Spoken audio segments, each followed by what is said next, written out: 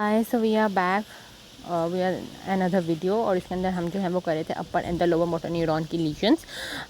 अगर आप लोगों ने इससे पहले वाले वीडियो नहीं देखी तो काइंडली इट्स अ रिक्वेस्ट कि आप लोग देखें, बिकॉज उसके बगैर आप लोगों को समझ नहीं आएंगी। क्योंकि उस वीडियो में मैंने जो है ना वो आप लोगों को बेसिक फिजियोलॉजी बताया कि किस तरीके से हमारे पास अपर मोटर न्यूरॉन किस तरह से इम्पैक्ट दे रही है लोअर मोटर न्यूरॉन के ऊपर, एंड लोअर मोटर न्यूरॉन का ओवरऑल सिस्टम किस तरह से और किस तरीके से हमारे पास कॉन्ट्रैक्शन होती है। कॉन्ट्रैक्शन हमारे पास होती है तो उसके बाद हमारे पास मसल दोबारा से उसकी कॉन्ट्रैक्शन खत्म कैसे होती है, मसल दोबारा से रिलैक्स कैसे हो जाता है। सो इट्स वेरी इंपॉर्टेंट क्योंकि पीछे जो पिछली वीडियो में जो कॉन्सेप्ट आ रहा है वो हमारे पास उसमें मिल गया हुआ है। इसमें हम सिर्फ बताएंगे कि अगर पाथवेज की लीजन होती जाए, उसका कोई मसला होता जाए, तो देन हमारे पास क्या होगा। सो काइंडली आप पहले जो है ना वो लास्ट पिछली वीडियो जो है वो लास्ट में चेकआउट कर लें।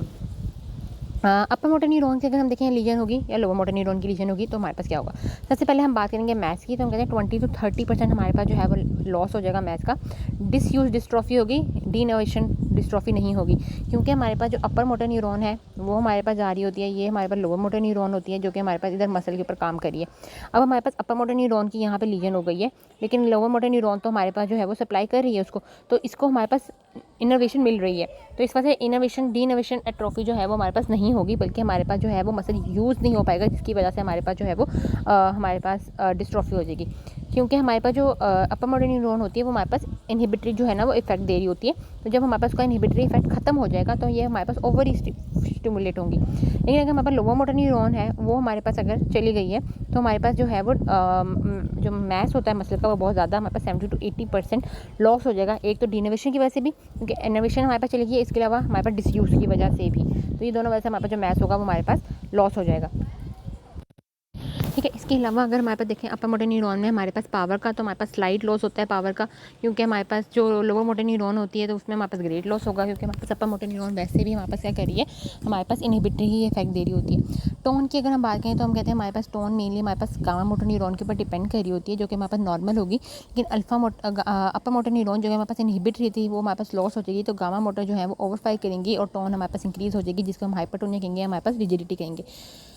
ठीक हो गया। हमारे पास जब अगर हम लोअर मोटर न्यूरॉन की बात करें तो हम कहते हैं हमारे पास गामा ही जो है वो लॉस हो चुकी हुई है, तो हमारे पास टोन जो है वो नहीं होगी, बिल्कुल हमारे पास टोन नहीं होगी। अगर हमारे पास गामा मोटर न्यूरॉन नहीं हुई, अल्फा मोटर न्यूरॉन्स भी हमारे पास हो गई हैं, तो भी हमारे पास जो है वो क्या हो जाएगा, हमारे पास नहीं होगी, क्योंकि हमारे पास जो सेंसरी सिग्नल है वो हमारे पास नहीं जा पाएगा। क्योंकि हमें यही अगर हम दोबारा से उस डायग्राम को ड्रॉ कर लें कि ये हमारे पास है, ये इंट्राफ्यूजल फाइबर से, तो ये गामा इसको न्यूरॉन भेज रही थी,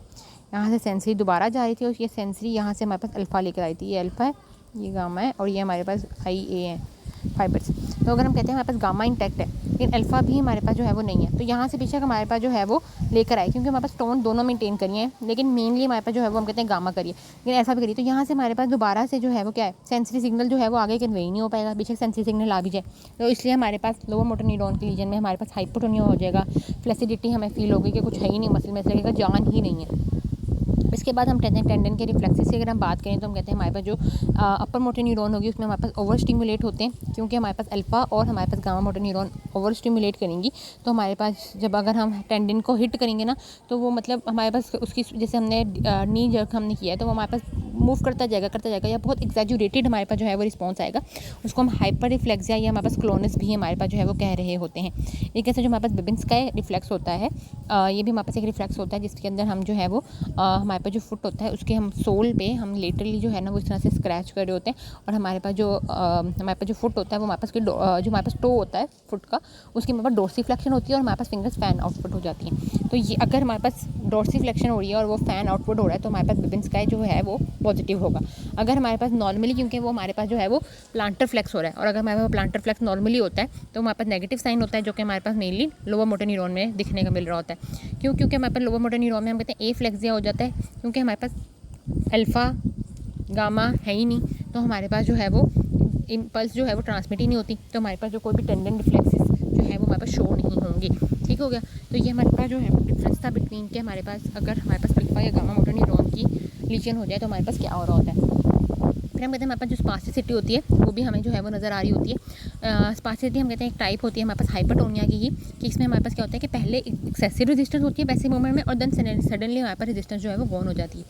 अब इसके हमारे पास जो है वो ये क्या एग्जांपल है कि हमारे पास बिल्कुल हमारे पास हाथ है, एक हम उस हाथ है उसको हम जो है ना वो प्रेशर दे रहे हैं कि हमने जो है ना वो उस हाथ को ऐसे खोलना है, ठीक है। हमारे पास हाथ नी की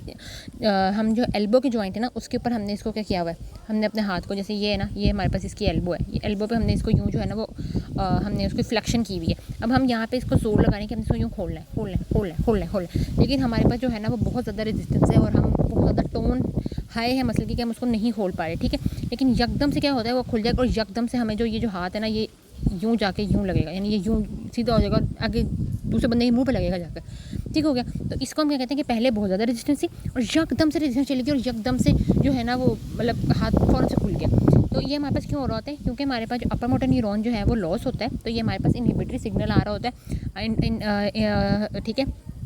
इनहिबिटरी सिग्नल हमारे पास लॉस्ट हो जाता है, तो हमारे पास जो है ना वो ओवर हमारे पास स्टिमुलेट होती है लोअर मोटर न्यूरॉन, जिसकी वजह से हमारे पास टोन ज़्यादा होती है। लेकिन जब हमारे पास बहुत ज़्यादा टोन ज़्यादा होती है तो गोल्जी टेंडन जो है वो तो हमारे पास सही काम करें, तो गोल्जी टेंडन की हमारे पास जो है ना वो स्टिमुलेशन हो जाती है और वो हमारे पास जो है वो हमारे पास जो है ना वो इनहिबिटरी सिग्नल भेज देता है और हमारे पास जो है ना वो यकदम से हमारे पास जो टोन होती है वो चली जाती है। तो ये हमारे पास होता है और इससे ओवरऑल जो हमारे पास फिनोमेना होता है उसको हम क्लैप्स नाइफ भी जो है वो कह रहे होते हैं, क्योंकि हमने अगर आपने कभी क्लैप्स नाइफ देखी हो तो वो नाइफ जो है ना वो ऐसे यूँ करके हमारे पास लाइक बंद होती है, उसको फिर यकदम से ऐसे यूँ खोल होते हैं, तो शुरू में थोड़ी रेजिस्टेंस दिखा रही होती है और फिर यकदम से हमारे पास जो है ना वो खुल जाती है। तो ये हमारे पास जो है वो अपर मोटर न्यूरॉन के अंदर हमारे पास हो रहा होता है।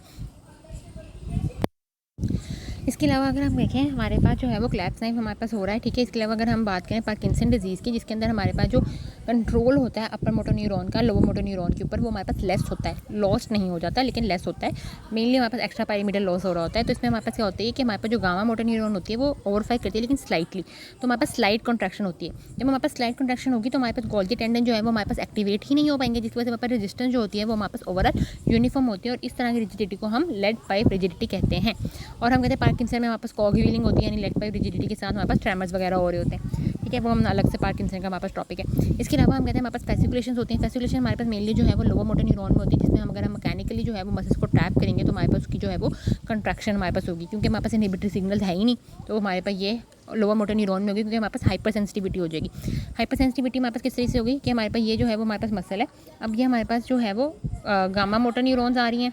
और हमारे पास गामा और अल्फा मोटर न्यूरॉन्स आके हमारे पास को सप्लाई करी थी। जब ये हमारे पास को सप्लाई नहीं करेंगी तो यहाँ पे हमारे पास एसिटाइल कोलिन रिलीज़ हो रहा था। मसल के ऊपर हमारे पास क्या होता है, एसिटाइल कोलिन के बिल्कुल ये रिसेप्टर्स हैं। तो जब हमने ये हमारे पास एक पढ़ा लिखा रूल है कि हमारे पास जब हमारे पास अगर रिसेप्टर कम रिलीज़ हो रहा होता है, अगर हमारे पास जो है वो न्यूरोट्रांसमीटर कम रिलीज़ हो रहा होता है तो हमारे पास रिसेप्टर जो है वो इंक्रीज़ कर जाते हैं, सही हो गया। अगर हमारे पास न्यूरोट्रांसमीटर ज़्यादा रिलीज़ होता है तो उसके ट्रांसमीटर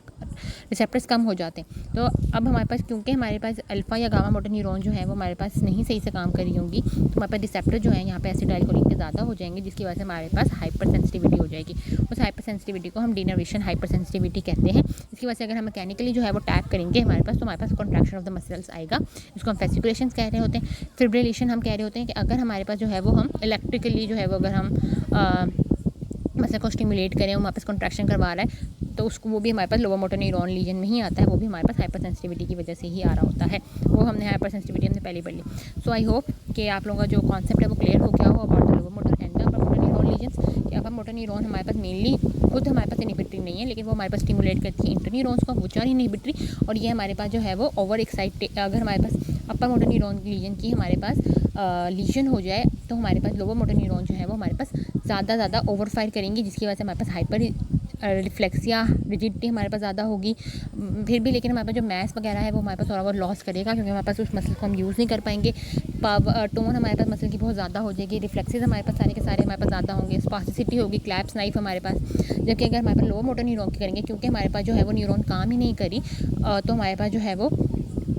फ्लैसिड हो जाएंगे हमारे पास, फिर पैरालिसिस हमारे पास यहाँ पर होगी, ठीक हो गया। इसके अलावा हम कहते हैं हमारे पास जो है वो हाइपोरिफ्लेक्सिया होगा, ये सब कुछ होगा। और लोअर मोटर न्यूरॉन हम कहते हैं हमारे पास कहीं पे भी डैमेज हो सकती है, लाइक हमारे पास ये जो स्पाइनल कॉर्ड का हमारे पास लेवल है यहाँ से लेकर न्यूरोमस्कुलर जंक्शन तक कहीं पे भी हमारे पास जो है वो इसका कोई मसला हो सकता है, गामा हो सकती है या हमारे पास अल्फा हो सकती हैं, ठीक है। तो ये हमारे पास जो है ना वो डिफरेंस है between the upper and the motor neuron lesion, which is a very again I am repeating it very important topic. और अगर आप लोगों को ये सही से समझ आ गया तो इस लाइक कि आप लोगों को काफ़ी हद तक चीज़ें समझ आ गई हैं।